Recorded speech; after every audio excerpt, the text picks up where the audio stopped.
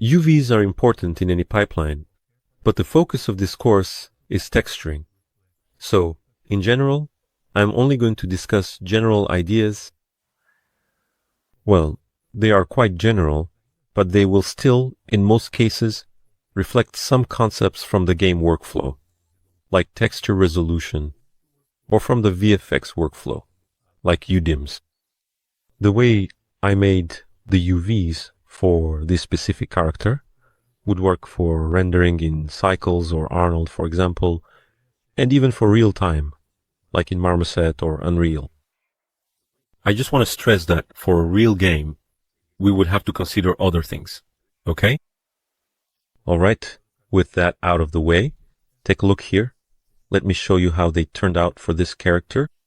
The main thing happening here is how I separated these characters' objects, around 70 objects, I think.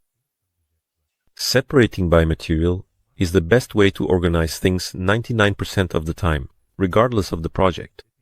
So look here, fabrics, leathers, and metals. And finally, the head group. Since the head works a bit differently, so here you have the parts separated in each one, and I'll talk about that later. Look, 3 materials for this character.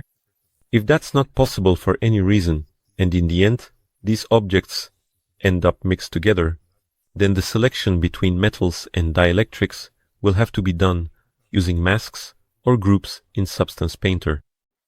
And you may have noticed throughout the videos so far that even the ZBrush file reflects this separation by materials.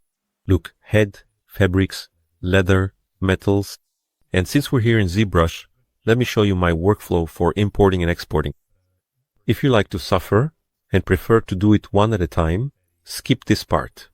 Otherwise, stay here with me. The GeoZ plugin works, but only in theory for me. It has never been consistent, so I won't even talk about it. Another way would be to export the geometry grouped by transpose master. For projects with just a few pieces, I recommend this technique. You just need to remember to keep it as a single object. If there is a lot of geometry, it can start to get slow. But other than that, it's a great option. The kind of crappy part of this workflow is that it's not possible to keep the original UVs. When Transpose Master groups the parts, the UVs will be lost. The most alpha male way to do this is to use a plugin called GN Import Export for Blender, which was created by the artist Gabriel Nadeau, and is available for the very reasonable price of just $5. With it, it couldn't be easier. One click to export from ZBrush, all subtools separated and named. One click to import into Maya or Blender, another click to export, then one last click to bring everything back into ZBrush, and it's perfect. This plugin is specifically for Maya, but since the files are saved in a Windows folder, you can adapt it for Blender as well.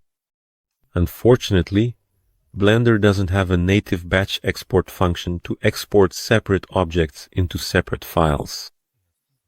Knowing this, I took an existing template inside Blender for exporting FBX, and then I turned it into a batch export for OBJ files.